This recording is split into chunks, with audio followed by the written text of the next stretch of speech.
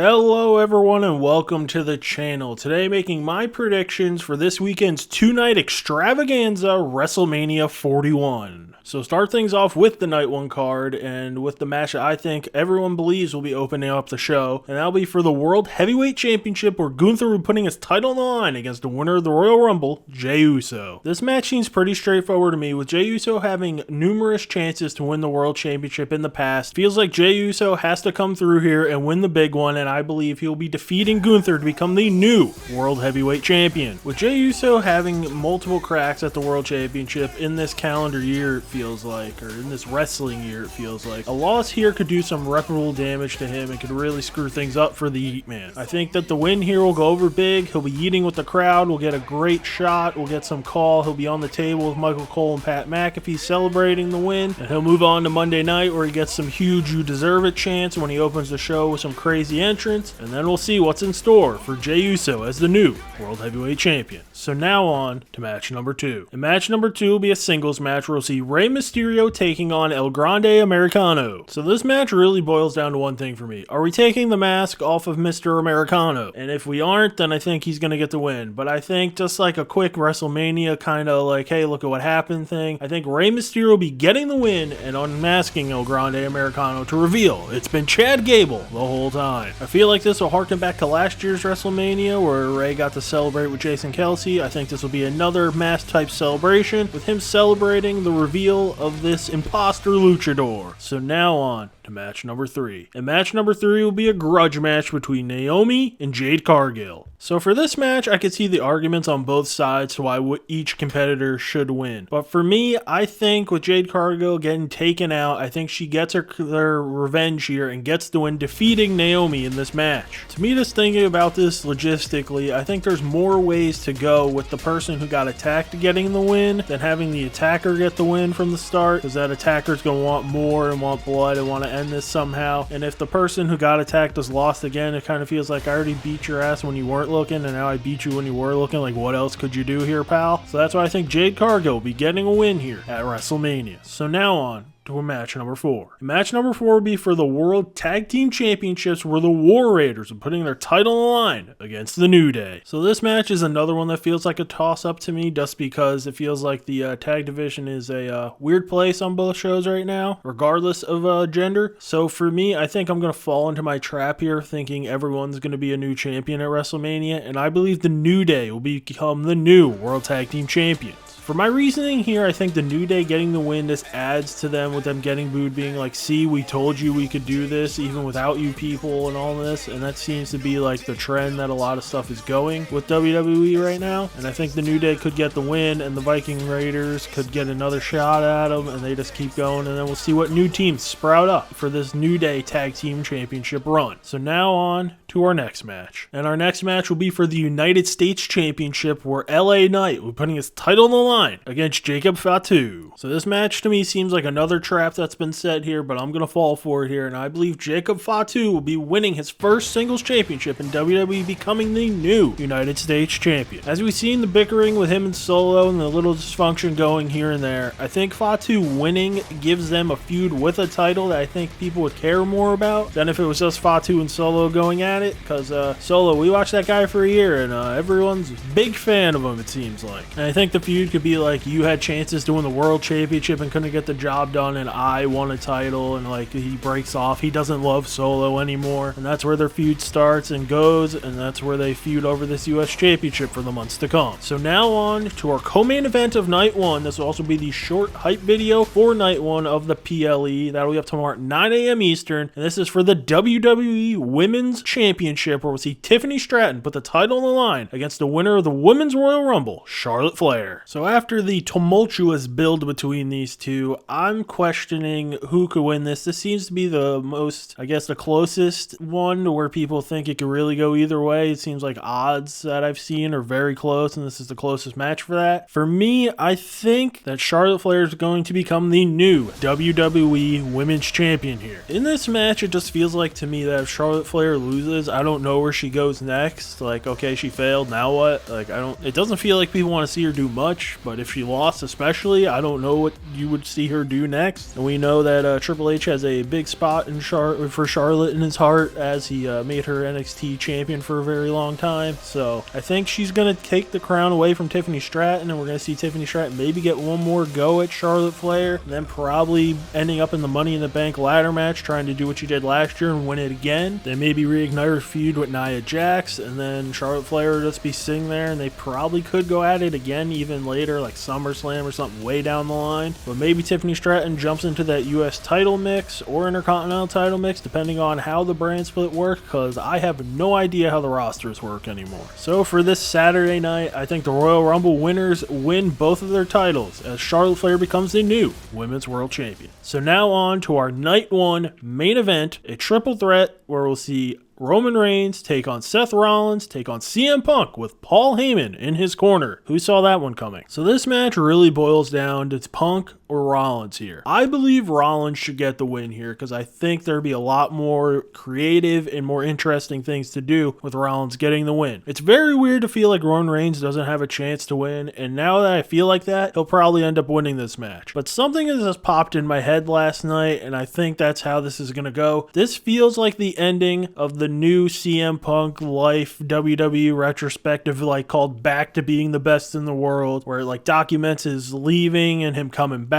and his run, and he finally gets that main event of WrestleMania, and he beats Seth Rollins and Roman Reigns here and gets the win in this match. Like, it's just ringing in my brain that it goes, I came back and got my WrestleMania main event and I won. And it's him like with his arms in the air, fireworks going off, everything, cult of personalities blaring, which they may be playing him to the ring, so that might take his chances down. But I think this is the move. Punk wins, and then it feels like he's on a collision course with either of the world champions, whoever they may be, after both nights of this show. And I think that we'll be seeing Punk in a world title match later, maybe in August at MetLife Stadium, like people were predicting earlier. But I think for WrestleMania Night 1, it'll close out with Living Color blaring and Punk having his arm raised in victory as he defeats Rollins and Reigns here in this triple threat match. So now we'll move on to Night 2. And the first match for Night 2 will be a fatal 4-way for the WWE Intercontinental Championship, where Braun Breaker will be putting his title on the line against Penta, Finn Balor, and Dominic Mysterio. The way I think this match is going to go is going to serve a lot of purposes for a lot of people here. I think Finn Balor or Dominic Mysterio are going to get in each other's way and get pinned for someone to either retain or become the new champion, which leads to them feuding after this. And then when it comes to Braun Breaker and Penta, I think Braun Breaker is going to be getting moved up into the World Heavyweight Championship title mix, and I think he could be Jey Uso's first challenger for that title after he wins on Night 1, and that's why I believe Penta will become the new Intercontinental Champion here. As we've seen with people who have come over to WWE from other places in the past, they get pushed into a championship, they get their big moment, they get like a big picture, it goes through all the accounts you see on Twitter, even though the internet doesn't matter again, and everyone pushes it and starts saying stuff, and I think that's what's going to get used here for Penta to get his big moment at WrestleMania,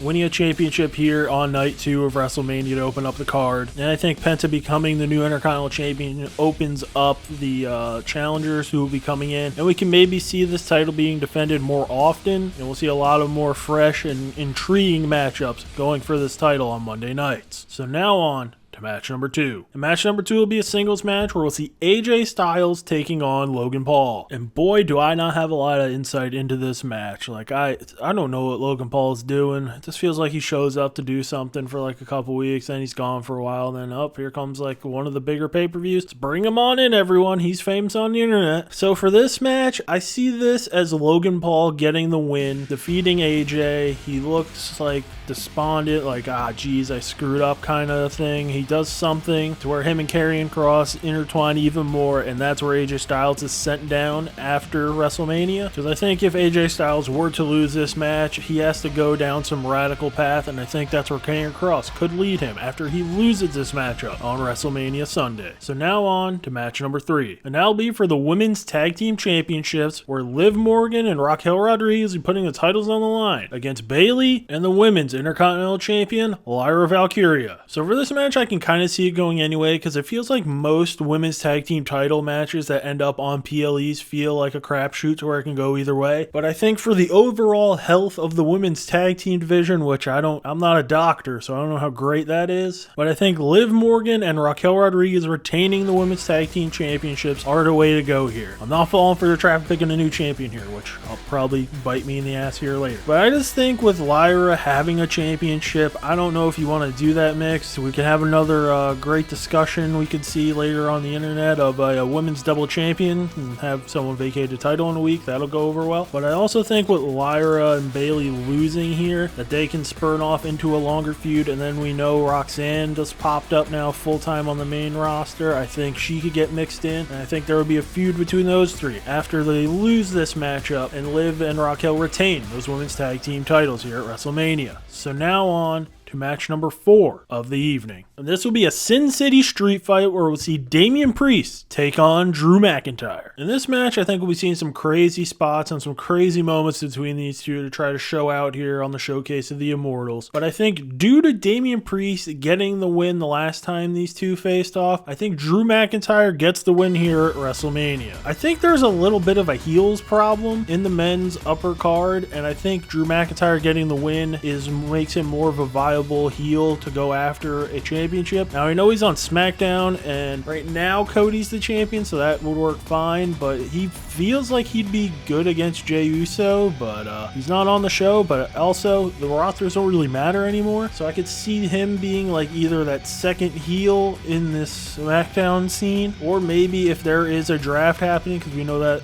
likes to come up here after WrestleMania, we could see him switching shows and going after someone else. But for Damian Priest, I feel like this match will be used to reinvigorate him more, get people more excited about him, kind of like the Bad Bunny match did, except these two are both wrestlers, so this should in theory be very much better than that match. But I think this will kind of just be like a showcase match for these two, and I think McIntyre will be the one walking out with the win on Sunday night. So now on to our co-main event of night 2, and that'll be a triple threat for the Women's World Championship, where we'll see Io Sky put her title on the line against Rhea Ripley and Bianca Belair. So for this match, my two people I've been debating between who will win is I think either Io keeps the title or Bianca becomes the new champion. Now with the things kind of being ramped up between Rhea and Bianca, I feel like the way they're going to have another match with these two is with Bianca Belair winning here and to become the new Women's World Champion. I just feel like with Belair, she could get the win here and lean more into a little of the heelish side where she's not like the full-fledged heel, but you see like she's getting more braggy about how good she is about everything, showing off a lot more, and just running through the competition. And I could see a match with the winner of Jade and Naomi taking on Belair, but then there's that dastardly word of the video here, brand split. I don't understand how that works anymore, so maybe that doesn't happen. But I think the inevitable clash with Ripley and Belair one-on-one is going to happen, and I think that all gets set up here with Bianca Belair taking the Women's World Championship in this triple threat. So now on to our main event of the evening, our main event of WrestleMania. This will also be the second PLE hype video short that'll be up on Thursday at 9 a.m. Eastern, and this will be for the WWE Championship, where Cody Rhodes is putting his title on the line against John Cena. Now for this match, I feel like I'm more in the middle of the I could see Cody winning or Cena winning option than most people, because quite honestly, I don't see this John Cena heel turn lasting very long, and I think if he lost here, it could easily be like I went down this dark road, screwed up, I realized what I screwed up on, and then you see like him gradually coming back to Wapadoo John Cena again. But in this match, I think they're going to try to stick the landing here, and I think John Cena will be defeating Cody Rhodes to become the new WWE Champion to have his 17th world title reign. I just think that this is going to come out to like Cena wins, him and The Rock get their picture at the end of WrestleMania, like they just like caught a big fish, but it's like Cody's dead body underneath him. And I just think after this monumental heel turn in the annals of WWE history, it just can't end with Cena losing in the big moment. And I think you can maybe write Cody off of TV for a little while. Like this guy's been on everything for what feels like 200-300 years now, so like he can go away for a little bit, or you can just bring him back to come out and be the next challenger, and he could also be part of this big shakeup draft that I've booked in my head now. But I think Cena wins, and I think his next challenger will be at Backlash, and I think it's Randy Orton. So if the Randy Orton Kevin Owens match did happen, Orton was going to win that, and I think think that's how he sets up his next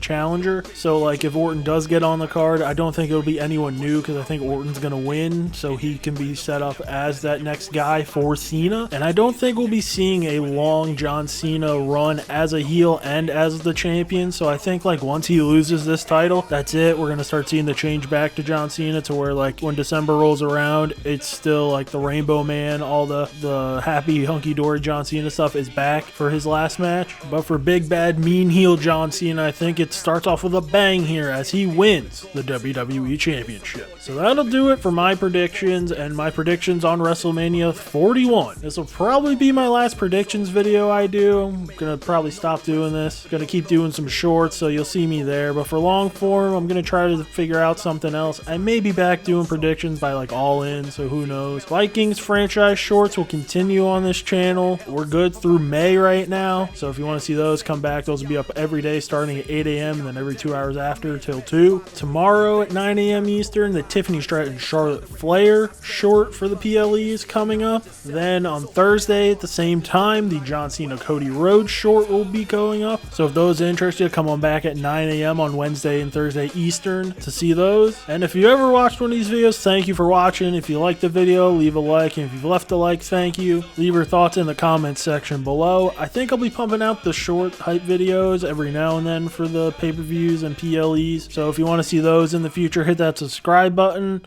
And thank you for watching.